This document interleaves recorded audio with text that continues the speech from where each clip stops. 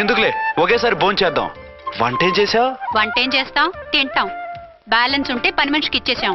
ఆహా, పతివ్రత అంటే నువ్వేనే. నాకు ఈ పూట ఆకలిగా ఉండదని ముందుగానే కనిపెట్టేశావు. వైఫా మజాకా? షటప్. నీది మంచి మనసు కాబట్టి ఆ మాటతో ఊరుకున్నావు. అదే ఇంకో పెళ్ళాం అయితేనా? మీకు ఇంకో పెళ్ళం కూడా ఉందా? చిచి చిచి చి, ఇంకోటి పెళ్ళాం అనబోయి ఇంకో పెళ్ళాం అనేసా. ఏంట్రా కోపమా? కాదు, తాపం. అయితే నేను తీర్చేస్తాగా. నన్ను ముట్టుకోకండి. అయ్యో, ఏ పొద్దున ఎస్పీ గారి ముందు అంత బిల్డప్ ఇవ్వాలా? ఏదో ఒకటి సర్ది చెప్పొచ్చుగా. అక్కడికి మీరేదో సిన్సియర్ అయినట్టు, నేను చావటం అయినట్టు. అంటే చట్టానికి ధర్మానికి అదేంటి కింద పడుకున్నావు? చట్టానికి ధర్మానికి విలువ ఇవ్వాలి కదా. మీరు సిఐ గారు, మేము ఎస్ఐలం. మీరు పైన ఉండాలి, నేను కింద ఉండాలి. చిచి చిచి చిచి చి, అది బయట చెప్పే డైలాగు. భార్యా బిడ్డల కన్నా బాధ్యత గొప్పది కాదుగా. ఇది ఇంట్లో చెప్పే డైలాగ్. పడగొట్టి పని గడుపుకునే మగమాటలు మాట్లాడకండి. మీ చేత తిట్లు చీవాట్లు తినే కర్మ నాకేం పట్టలేదు. ఎందుకు ఏడుస్తావు? ఇప్పుడు ఏమైందని? నేనెందుకు ఏడుస్తాను? ఆ తిక్కుమాలిన ఉద్యోగానికి రాజీనామా చేసి పారేస్తే ఏడవలసిన వాళ్ళే ఏడుస్తారు. ఆ పని మాత్రం చేయకేన అర్థంగి.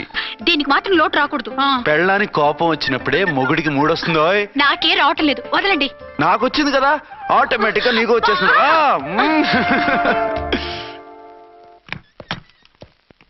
అర్చన సార్, ఈ రోజు నా మినిస్టర్ తమ్ముడి కేసు ఫైనల్ హియరింగ్ అవుతుంది.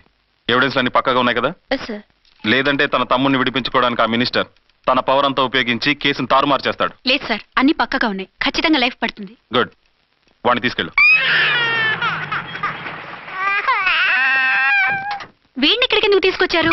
నాన్న ఇంట్లో లేడు, నేను అర్జెంట్ గా బయటికి వెళ్ళాలి. వీడేమో ఏడుస్తున్నాడు, ఏం చేయాలో తెలియక. నేను కోర్టుకి వెళ్ళాలండి. సరే ఇవ్వండి. లేదమ్మా, లేదు. లోపల ఎస్పీ గారు ఉన్నారు. ఓకే.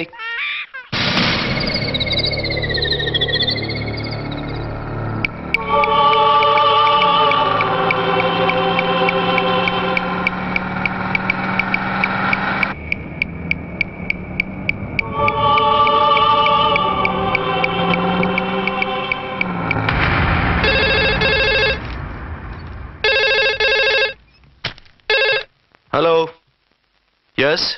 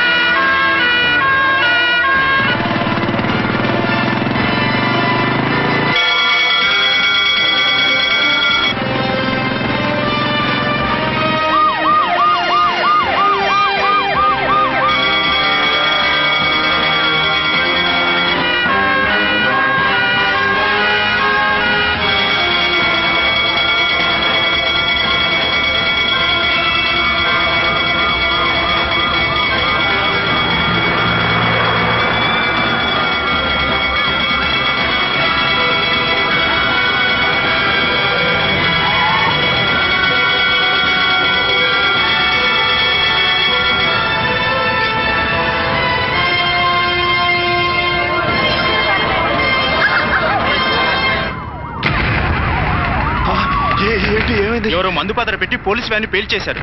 అందులో మనుషులు పాపం అంతా కాలిపోయారు, ఎవరు బతకలేదు. అర్చనా!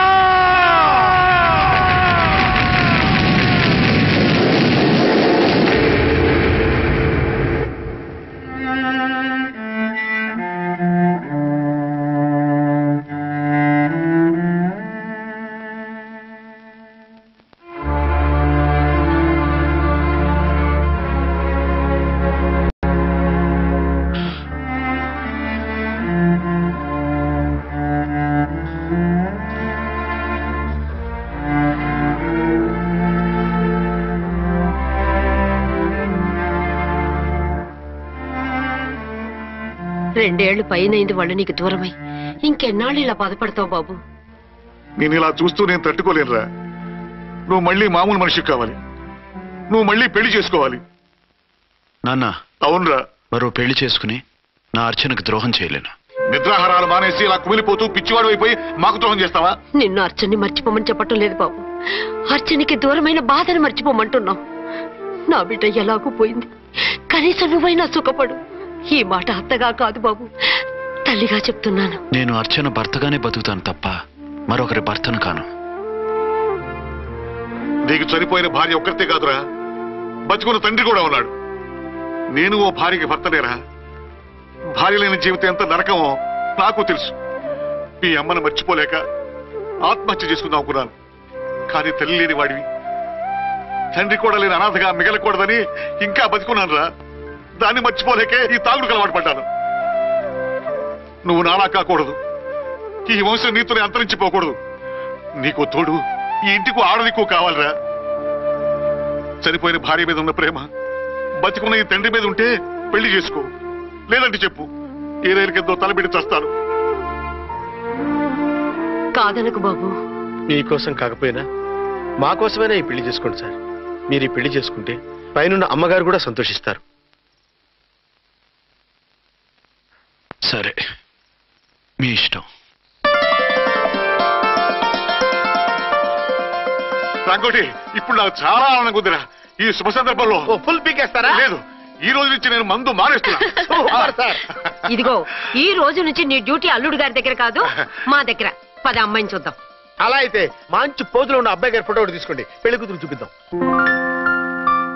అబ్బాయి బాగానే ఉన్నాడు. ఒరిజినల్ ఫిగర్ చూస్తే ఇంకా బాగుంటాడండి, కత్తిలా ఉంటాడు. చూసుకోవడానికి బాగుంటాం కాదు, చేసుకోవడానికి బాగుండాలి.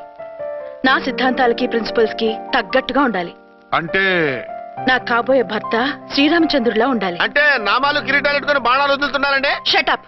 గెటప్ లో కాదు, బుద్ధిలో రాముడు లాంటి వాడై ఉండాలి. లాంటి వాడేంటమ్మా, శ్రీరామచంద్రుడే అనుకో. రాముడైనా సుర్పడకను చూసాడేమో కానీ మా వాడు డ్యూటీలో లేడీ కానిస్టేబుల్ ఉంటే షూస్ తప్ప ఫేస్ చూడడు. కట్నం పైసా అడగకూడదు. మా సీఏ గారికే బోల్డ్ అంత ఉంది. కాకపోతే మా వాడికి ఇదివరకే పెళ్ళయిందా?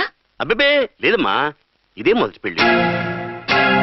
ఇది వరకు ఎన్ని సంబంధాలు వచ్చినా అతను చేసుకున్నా అంట. ఏ ఏదైనా ప్రాబ్లమా? కాదు, అమ్మాయిలు నచ్చగా నీ ఫోటో చూసి బాగా ఇంప్రెస్ అయ్యంట. నువ్వు గనక ఓకే అంటే నాకు ఓకే. అదేంటండి, అబ్బాయికి రెండో పెళ్ళని అమ్మాయికి చెప్పలేదే?